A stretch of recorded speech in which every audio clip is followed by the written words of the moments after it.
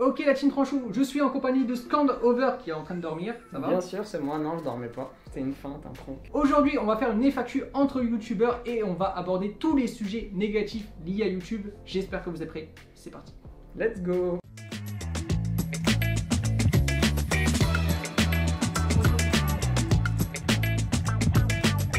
Avant d'aller plus loin la team Tranchou, j'ai complètement oublié de poser la question la plus importante à Scandover. Est-ce que tu as déjà léché les deux boules d'un mec? Voici sa réponse. Mais du coup, pour répondre à ta dernière question, t'as déjà la réponse hein, avec ce qu'on a fait tout à l'heure, voilà quoi. Dans les toilettes tous les deux. Si vous voulez comprendre pourquoi il a dit ça, regardez la vidéo jusqu'au bout.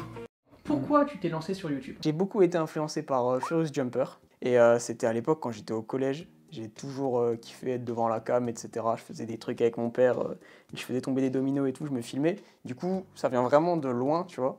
Mais vraiment, ma première motivation, je pense, celui qui m'a le plus motivé à le faire, c'est Furious Jumper, voilà, parce qu'il faisait des vidéos trop bien. Je regardais ça avec mes potes, je m'éclatais, je me suis dit, on va se lancer dans le gaming, on va faire des trucs sympas et tout. Du coup, bah voilà, hein, je suis passé partout, j'ai fait de la magie, j'ai fait du Rubik's Cube, j'ai fait du gaming. Et puis après, je suis arrivé là où j'ai fait du gaming, ça a marché.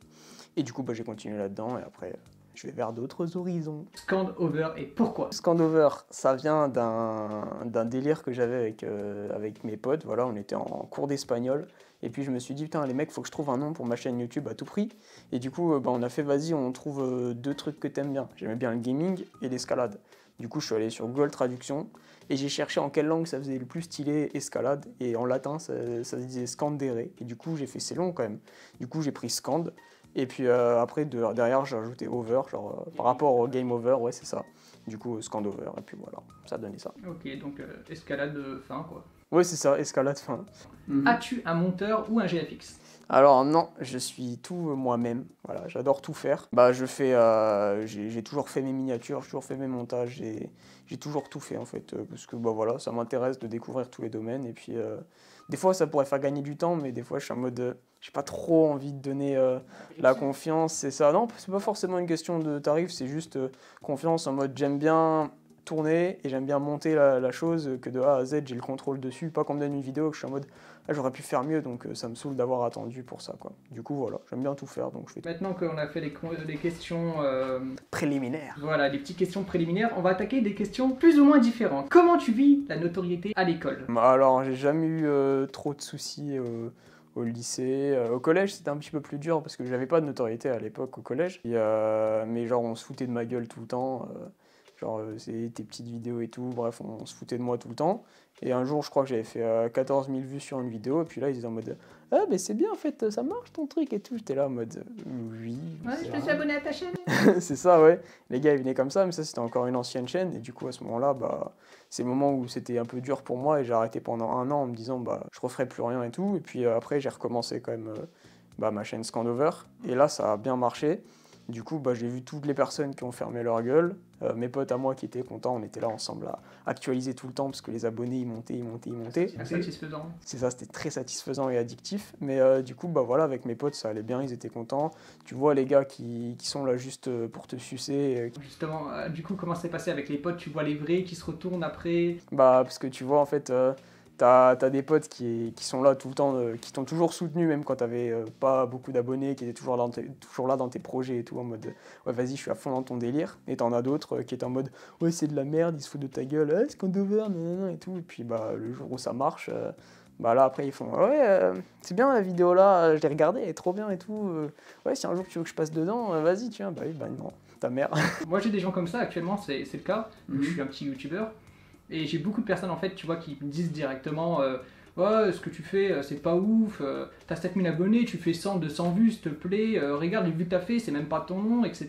Sur ça, je suis d'accord. Mais après, voilà, ils savent pas tout le travail qu'il y a derrière et comment les vidéos peuvent monter. Moi, j'ai une vidéo qui était à 50 vues et qui arrivait à 1500, mais sans aucune pub derrière. C'est ça. Mais même, ça veut rien dire, les vues, les abonnés, tout ça. Il y en a, ils font des vidéos de merde en se filmant au téléphone. Et en filmant, je sais pas, leur meuf ou je sais pas quoi, ils font des millions de vues, alors qu'il y en a d'autres, TikTok c'est ça, et il y en a d'autres, ils vont taffer de ouf pour faire très peu de vues, malheureusement c'est comme ça que que YouTube marche, quoi. On continue du coup avec les questions de notoriété. Mais du coup, j'ai été spoilé par ta copine. Est-ce qu'on te reconnaît dans la rue? À l'époque de Fortnoob, on me reconnaissait pas mal, etc. Et du coup, bah, en vrai, je l'ai pas trop mal vécu. Moi, j'aimais bien parce que c'était pas en mode putain, je sors, je veux aller faire mes courses, j'ai peur qu'on me reconnaisse. Genre, moi, non, ça va. J'étais content quand j'en voyais des gens parce que c'était pas des attroupements, c'était pas une peur, c'était juste un plaisir de les voir, quoi, et de faire une petite photo. Donc, ça va, je l'ai pas mal vécu, ça. Alors là, maintenant, on va parler de ton succès, forcément. Fortnoob. C'est tout. Moi je sauterai pas, je sauterai pas, je sauterai pas, je sauterai pas. Allez, je dégage. Non mais je voulais pas y aller, je voulais pas. Comment tu l'as vécu? Et surtout, au niveau des commentaires négatifs, parce que forcément, ça a dû se développer. C'est clair. Raconte-nous le succès. Comment on le vit quand on fait des millions de vues? Bah, Fortnoob, ça a été d'un coup. J'avais pas trop prévu le truc. Moi, de base, j'étais en mode c'est de la merde, ça a pas marché. Je l'ai sorti, ça a fait 500 vues en une semaine. C'était pas incroyable, quoi. Et puis d'un coup, ça a commencé à monter. J'ai pas trop capté. J'étais très très content. C'est très addictif. Tu passes ta vie à faire ça, actualiser tout le temps. C'est fou. Mais du coup, ben, dès que ça montait, bah, tu commences à avoir des commentaires. Au début, c'était des commentaires plutôt positifs, donc j'étais en mode, oh, bah, c'est cool, ils sont là, ils font, ouais, je viens d'avoir ça dans mes recommandations, c'est trop bien et tout, à quand Fortnoob 2, t'es là en mode, putain, c'est bien, ils ont envie, ça annonce un beau futur, et puis après, tu commences à voir les premiers commentaires négatifs, où là, tu fais, ah, ça pique un peu, parce que le problème, c'est que vu que t'as pas trop vécu ça avant, parce qu'au début, c'est des gens qui te suivent pour toi, quoi. C'est tes premiers abonnés, c'est vraiment une petite communauté. Et là, tu te retrouves avec des communautés qui te connaissent pas, ils voient juste ça, c'est ça, et ils voient juste ça, et ils font oh putain, c'est de la merde, ou alors, je sais pas, ils critiquent et tout, et puis la jalousie aussi beaucoup, et puis du coup, ils viennent, et puis ils font juste des critiques pas constructives, et puis en gros, ce qui est constructif, ça fait quand même mal, mais tu le prends et tu te dis ok, je vais faire mieux. Mais les gens qui sont juste là en mode nique ta mère, c'est de la merde, ou qui t'insultent, c'est ça, t'es en mode demain ça sert à rien et ça fait super mal et il va falloir beaucoup d'autres commentaires positifs pour oublier ça, et donc c'est très dur d'en faire abstraction. Mais au fil du temps, ça devient naturel et puis on n'y pense même plus, on les voit même plus. Parce que YouTube, en fait, il propose de plus en plus de choses pour que tu puisses plus les voir. Genre, t'as des mots que tu peux bannir des commentaires, t'as des modos qui peuvent supprimer les commentaires, t'as des commentaires qui sont directement supprimés par YouTube. Du coup, t'as beaucoup de commentaires non constructifs qui sont directement supprimés et que tu vois plus, quoi. Donc c'est cool. On a vu le succès, maintenant on va voir un peu le déclin. Pourquoi tu as arrêté Fortnite et quel impact ça a eu sur ta chaîne YouTube? J'ai arrêté Fortnoob parce que Fortnite en fait en général aussi, parce que j'en ai trop vu de partout. Genre tous les youtubeurs en faisaient, j'étais là, j'en consommais sans arrêt, je faisais des lives, Fortnoob, c'était ma vie en fait, ça me prenait des mois à réaliser. Donc voir du Fortnite, faire du Fortnite et tout, à un moment j'en pouvais plus. Après du coup j'ai dit je vais me prendre une petite pause qui a duré 1 an en fait. Et j'étais même pas sûr de reprendre. Alors du coup j'ai attendu 1 an et en fait je me suis dit bon je vais quand même reprendre. Mais déjà à ce moment-là Fortnite avait bien baissé. Du coup j'étais en mode peut-être ça servira plus à rien. Mais j'avais retrouvé une sorte de motivation à refaire Fortnoob où j'en ai refait. Ça a bien marché, j'ai fait d'ailleurs mon retour, je l'ai fait avec un épisode de 1 heure. Ça m'a pris plus d'1 mois à réaliser, c'était un truc de fou. Du coup j'ai fait ça a très bien marché, j'ai continué. Mais au fur et à mesure Fortnite perdait de la cotation. Du coup mes vidéos étaient moins vues, ça faisait du 300, au début c'était 500, 400, 300, 200 000. Et je sais pas, et ça m'a fait péter un câble parce que je voyais que ça marchait moins, alors que je m'investissais encore plus, parce que je découvrais des nouvelles techniques, des nouvelles façons de faire, je voulais faire quelque chose de mieux.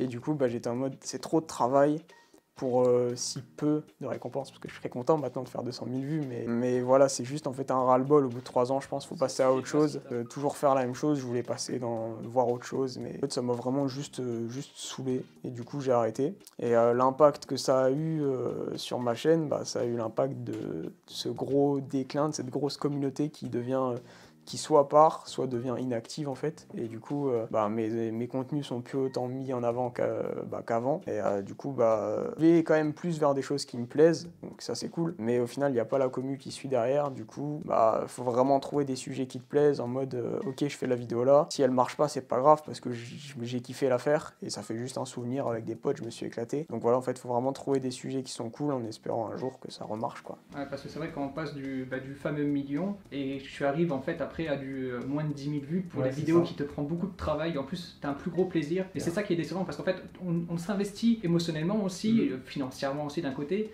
Et le résultat, bah, il n'est pas au rendez-vous. Et c'est vrai qu'on des fois, on est tenté à faire du contenu pour faire du chiffre. C'est ça. Donc, c'est ça qui est vraiment dommage. Et Fortnite, c'était devenu ça. Moi, je faisais. À la fin, les seuls trucs qui me motivaient au début, c'était en mode ouais, bah, le premier jour, on va tourner ça avec les potes, c'est cool. Et dès que je devais passer au montage, j'étais en mode bon, bah, on va penser à la notoriété et au fric, quoi. Mais c'est tout, en fait. C'était juste à la fin pour ça, quoi. Il n'y avait plus forcément de plaisir. Et du coup, j'étais en mode est-ce que je m'arrête ou pas? Je savais que ça allait niquer ma chaîne, niquer mes stats. Mais je crois que j'ai bien fait de m'écouter parce que sinon, je serais encore enfermé dedans. Et puis.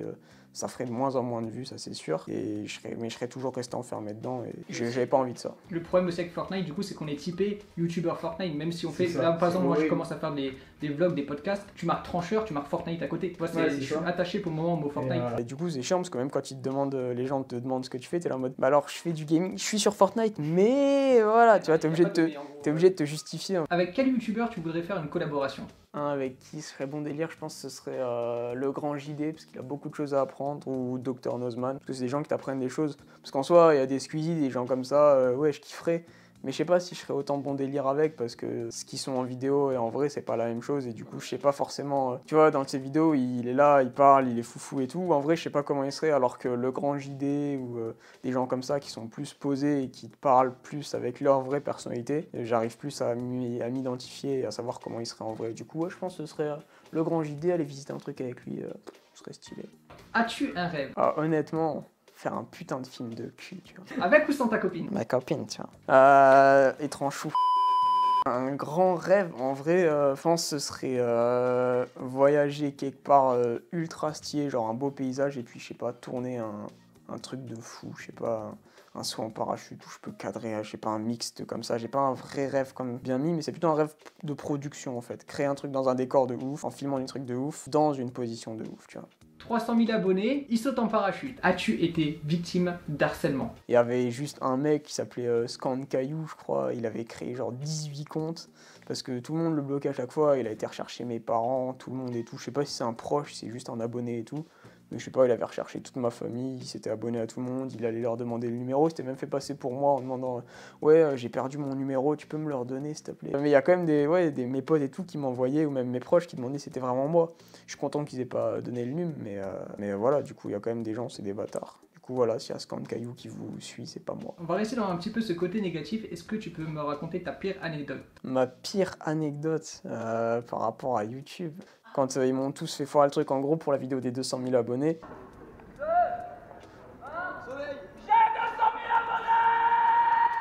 Je devais aller dans la rue torse nu avec un caleçon Monopoly sur la tête et crier j'ai 200 000 abonnés. Du coup, on avait pris 4 cams, donc 2 GoPro, une cam, juste un Lumix qui devait me filmer de base. Et puis, on avait mon téléphone qui était en live. Il y avait 2500 personnes sur le live et il y avait toutes les cams qui filmaient. Et puis là, du coup, je me mets en plein milieu de la rue, il y a plein de monde autour de moi et tout. Et du coup, là, je crie et tout. Et puis ensuite, je suis en mode, putain, je suis content, je l'ai fait, tout le monde repart et tout. Là, je vais voir mon pote qui me dit, le live, il a coupé juste au moment où tu cries. Du coup, là, j'étais deg à mort, parce que 2500 personnes qui attendaient, j'étais en mode, putain, c'est bien, ça va être bien. Du coup, pas de live. Ensuite, du coup, je vais voir la cam principale, je me dis, au moins, on aura ça. Mon pote, il avait pas filmé. Du coup, on a perdu ça. Du coup, je vais voir sur la meilleure des GoPro, il avait pas filmé non plus. Et du coup, il restait plus qu'une GoPro, qui n'est même pas une GoPro, une caméra dégueulasse, qui avait filmé, et du coup c'était dégueulasse et j'ai perdu tous les rushs d'un truc ouf. Du coup je l'ai recommencé après en filmant tout et tout. Ah mais les 300 000 de toute façon, saut en parachute ce sera mieux, là ça, voilà, la caméra voilà. ne buguera pas là. Abonnez-vous à parachute. 300 000 il saute hein. Attention, Ça. quelle est la plus Ok. belle chose qui t'est arrivée grâce à YouTube? Hormis pécho beaucoup de filles. Alors ouais, des filles de 18 ans, bien évidemment, faut pas taper en dessous. Non, en vrai, la plus belle chose de YouTube, non, je pense juste le moment où ça a pété, où ça a monté, parce que c'est quelque chose de très beau et addictif. Dans une vie, je pense qu'il faut ressentir ce sentiment de ça monte. Et je pense qu'en soi, quand tu fais de la finance ou des trucs comme ça et que tu vois les chiffres monter sur ton compte bancaire, je pense que c'est un peu la même satisfaction, ouais. On arrive aux questions amoureuses. Comment tu gères tes relations par rapport à YouTube? C'est vrai que c'est un peu dur parce qu'en soi, quand t'as 3, 4, 100 personnes en fait qui viennent pour te pépon, quoi, c'est dur, tu vois. Sa copine est derrière la caméra, vous voyez pas, mais elle est derrière la caméra. Hein. Non, plus sérieusement, bah sur YouTube en soi, j'ai jamais trop eu de personnes qui sont venues me voir, si beaucoup de jeunes en fait. Et c'est ça, ouais. Beaucoup de mecs aussi, voilà, beaucoup de mecs qui viennent là et qui me draguent et tout. C'est ça, ils font ça m'excite là. Du coup, non, bah par rapport à YouTube, j'ai jamais eu trop de problèmes en termes de relations amoureuses. Elles venaient, etc. Mais j'ai jamais été trop harcelé et tout. Donc ça va. Et puis moi, j'ai toujours été quand même dans le réel, tu vois. Je préfère voir la personne, la rencontrer en vrai. Qu'est-ce que tu dis, toi? Tu vois que je te vois pas faire ça là, comme ça, avec ta main? Je réagis après. Mais non, je suis dans le réel. J'aime bien rencontrer d'abord les personnes dans un domaine où je sais que on va kiffer, tu vois. Alors que si la meuf, elle me fait, ouais, je fais des pâtisseries, je vais faire, c'est bien pour les gâteries, mais pour autre chose, tu vois. Ah, les questions d'argent, on y est. Attention. Alors, auras-tu besoin d'un travail plus tard, après tes études, pour compenser? Bah oui, parce que YouTube, je le vois pas comme mon futur métier, je le vois comme juste quelque chose là qui me permet de partager. Et ouais, c'est une passion, c'est ça. Parce que là, en fait, moi, ce qui me plaît vraiment, c'est produire des vidéos, donc soit pour moi ou pour d'autres personnes. Donc moi, j'ai créé mon entreprise et c'est dans ça que je veux percer, entre guillemets, et faire mon métier professionnel. On enchaîne les questions d'argent. Attention, arrives-tu à te verser la moitié d'un SMIC, soit 600 €? Avant, oui. Maintenant, avec YouTube, non. Combien as-tu dépensé depuis la création de ta chaîne YouTube? Je sais pas. Mais j'étais surnommé la banque. Quand YouTube, ça a marché, tous mes potes... Bah, tout le setup, il coûte, je sais pas, ouais, 10 000, je crois. Avec maintenant mon matos là, en plus photo, on doit plus être, ouais, ça, on doit plus être proche des 13 14 000, mais du coup, ouais, on va dire investi là-dedans, c'est à peu près ce prix-là. Spoil-nous un gros projet que tu comptes faire sur ta chaîne YouTube. Le gros projet que je compte faire sur ma chaîne, c'est de la refaire totalement, et ça arrive là. En 2022. Je vais refaire mon logo, ma bannière, et je vais changer toutes les vidéos. Je vais refaire tout. Je vais passer sur du truc plutôt cinéma, etc. Je rebondis juste sur un petit truc, tu parles de logo, mais pourquoi le poisson? Puis il y a un de mes potes au lycée, je lui dis ouais, j'ai besoin d'un logo. On a cherché un poisson tribal, et puis vu qu'il savait faire du dessin, il l'a dessiné. Et du coup, bah, c'est toujours son logo, qu'après j'ai remis sur Photoshop et tout, et que j'ai refait un peu avec mon père. Mais du coup, tout vient de son dessin. Allez, on va enchaîner avec la dernière question, qui est la plus importante de cette vidéo. Pourquoi tu as accepté de faire une collaboration avec moi? Parce que tu suces bien, quoi. J'ai encore des phrases, désolé. Bah attendez, il faut juste voir le profil. Il a pratiquement 300 000 abonnés, j'en ai 7 000 et quelques. Donc il y a quand même une différence de level entre nous deux. Bah, c'est surtout parce que déjà, de 1, je pense que le nombre d'abonnés, ça représente rien. Genre derrière, c'est une vraie personne. Et puis, du coup, c'est pour ça que je suis venu te rencontrer et tout. Et puis, si t'étais bon délire, bah, je vois pas pourquoi ça viendrait interférer là-dedans, tu vois. On est humains tous les deux, on chie tous les deux, voilà. on est les mêmes, donc au final, voilà, si le délire, il passe bien, moi, ça me fait kiffer. Et puis, faire des projets et tout, c'est cool. Et puis voilà, moi j'aurais bien aimé que quand j'étais plus jeune, j'avais moins d'abonnés, d'autres youtubeurs s'intéressent plus à moi, tu vois, parce que ça aide toujours. Et puis voilà, donc j'aime bien proposer la force qu'on m'a pas donnée à l'époque, quoi. C'est profond ce qu'il vient de dire, parce que moi, vous savez, c'est mon cas, j'aime beaucoup les petits youtubeurs, parce que moi, honnêtement, ça me coûte rien.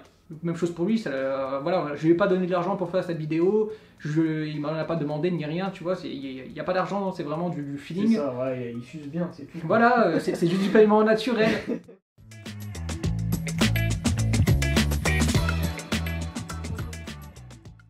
Voilà, même plus qu'à faire des infos. Petite parenthèse, vous savez qu'à la base, paiement en nature, à l'époque, mais vraiment à l'époque, quand tu disais à quelqu'un... Quoi? C'était avec des yaourts? Des yaourts? Non. Ah putain, je n'y comprends pas, je te dis. Non, quand tu disais... C'est la même couleur que le sperme, tu vois. Ah mais c'est pas la même quantité, hein, je suis désolé. Hein. C'est dégueulasse! C'est pour le montage. Il reste... Tac, tac... J'ai des biceps là, ça me rend la pute là. Alors attends, gérer les relations. Alors attends, il te reste 1, 2, 3, 4, 5. Ça va, 5. Ça fait le nombre de doigts. Ah bah non, j'en ai 4,5.